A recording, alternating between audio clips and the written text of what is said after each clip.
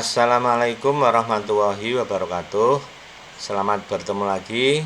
Kali ini kita akan belajar bersama mata pelajaran kimia untuk kelas 10 IPA SMA dengan bab larutan elektrolit dan non-elektrolit. Namun sebelum kita mulai, marilah kita awali dengan membaca basmalah bersama. Bismillahirrahmanirrahim. Semoga dengan membaca basmalah ini kita diberikan kemudahan oleh Allah untuk memahami ilmu kimia dan semoga ilmu kimianya bermanfaat. Larutan elektrolit dan non-elektrolit. Dalam hal ini saya memakai PowerPoint dari penerbit Erlangga, penerbit buku berkualitas. Ini yang akan kita pelajari. Untuk KI-nya, kompetensi intinya yaitu KI 3, memahami, menerapkan, menganalisis pengetahuan faktual, konseptual, prosedural berdasarkan rasa ingin tahunya tentang ilmu pengetahuan, teknologi, seni budaya, dan humaniora dengan wawasan kemanusiaan, kebangsaan, kenegaraan, dan peradaban terkait penyebab fenomena dan kejadian, serta menerapkan pengetahuan prosedural pada bidang kajian yang spesifik sesuai dengan bakat dan minatnya untuk memecahkan masalah. Juga KI 4 yaitu mengolah, menalar, dan menyaji dalam ranah konkret dan ranah abstrak terkait dengan pengembangan dari yang dipelajarinya di sekolah secara mandiri dan mampu menggunakan metode sesuai kaidah keilmuan. Sedangkan untuk kompetensi dasarnya, ini adalah KD 3.8, yaitu menganalisis sifat larutan berdasarkan daya hantar listriknya, serta KD 4.8, yaitu membedakan daya hantar listrik berbagai larutan melalui perancangan dan pelaksanaan percobaan. Nanti kita akan bahas ini, yaitu larutan, jenis larutan berdasarkan daya hantar listrik, uji daya hantar listrik, teori ion Svante Arrhenius, dan daya hantar listrik senyawa ion dan senyawa kovalen. Ya, oke, kita mulai ya. Nah, ini salah satu contoh penggunaan larutan elektrolit dalam kehidupan sehari-hari, yaitu penggunaan aki pada mobil atau pada motor. Nah, sebelumnya kita pahami dulu apa itu larutan ya. Larutan itu terdiri atas dua bagian, yaitu zat terlarut, bagian yang jumlahnya sedikit, dan pelarut, bagian yang jumlahnya banyak. Nah, ini beberapa contoh dari larutan. Kemudian jenis larutan berdasarkan daya hantar listriknya. Ini ada dua. Yang pertama adalah larutan elektrolit, yaitu larutan yang dapat menghantarkan arus listrik. Zat terlarutnya disebut zat elektrolit. Contohnya asam, basa, dan garam. Ya, biasanya kan kita kenal kalau yang menghantarkan arus listrik kan logam, itu sebagai konduktor. Tapi ini ada larutan yang bisa menghantarkan arus listrik. Kemudian yang kedua yaitu larutan non-elektrolit. Larutan yang tidak dapat menghantarkan arus listrik. Zat terlarutnya disebut zat non-elektrolit. Contohnya apa? Etanol. Etanol ini alkohol, larutan gula, dan larutan urea. Jadi dia tidak bisa menghantarkan arus listrik. Nah, kemudian bagaimana cara membedakannya? Apakah suatu larutan ini termasuk elektrolit atau non-elektrolit? Nah, ini bisa diuji ya. Jadi diuji daya hantar listriknya. Jadi kita bisa membuat suatu alat uji elektrolit yang sederhana yang terdiri dari gelas kimia, kemudian dihubungkan dengan kabel, lampu, dan baterai. Nah, kemudian di sini ada elektroda yang dimasukkan dalam larutan yang akan kita uji. Nah, nanti akan timbul 3 kemungkinan ya. Misalnya kita masukkan di sini larutannya.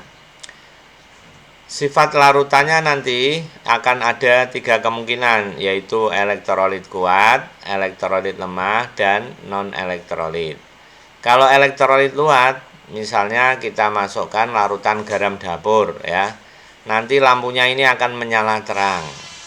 Kemudian pada elektrodanya nanti akan timbul banyak gelembung-gelembung. Ini berarti elektrolit kuat. Kalau elektrolit lemah, nanti misalnya kita masukkan asam cuka ya. Di sini larutan yang diuji asam cuka. Maka lampunya menyala redup, bahkan mungkin tidak menyala. Tetapi masih ada gelembung-gelembung sedikit ya. Jadi masih ada tanda-tanda kehidupan. Nah, itu berarti elektrolitnya lemah, salah satu indikator saja. Atau dua-duanya tapi lampunya redup. Kemudian kemungkinan yang ketiga itu non-elektrolit. Misalnya kita masukkan larutan gula di sini. Maka nanti pada larutan gula lampunya tidak menyala. Dan pada elektrodanya yang di dalam larutan gula ini tidak timbul gelembung-gelembung. Nah, ini secara lebih detail adalah perbedaan larutan elektrolit kuat, elektrolit lemah, dan non-elektrolit ya, bisa kita lihat ya. Yang pertama adalah nyala lampu. Tadi sudah, kalau elektrolit kuat itu terang, kalau elektrolit lemah redup atau tidak menyala, kalau non-elektrolit jelas tidak menyala. Yang kedua adalah gelembung ya pada elektrodanya.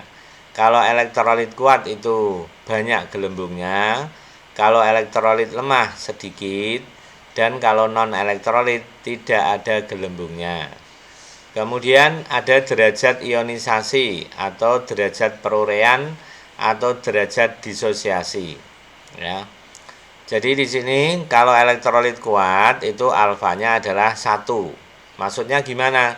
Maksudnya misalnya kita masukkan larutan garam 1 mol ya, maka nanti larutan garam 1 molar ya, larutan garam 1 molar, maka nanti larutan itu akan terurai menjadi ion-ion 1 molar juga ya.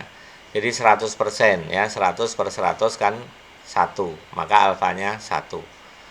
Kemudian kalau elektrolit lemah, tadi misalnya kita masukkan asam cuka, maka nanti yang terurai menjadi ion-ion itu antara 0 sampai 1. Berapa? Ya bisa 2 misalnya ya, atau 5 ya. Jadi separohnya 0,5 bisa, 0,2 bisa, 0,9 juga bisa. Kemudian kalau non-elektrolit bagaimana? Tidak ada sedikit pun yang bisa terurai menjadi kation dan anion. Jadi misalnya kita masukkan larutan gula, nanti tidak ada sedikit pun yang terurai menjadi ion, sehingga alfanya sama dengan 0. Nah, contohnya ini beberapa contoh dari larutan elektrolit kuat.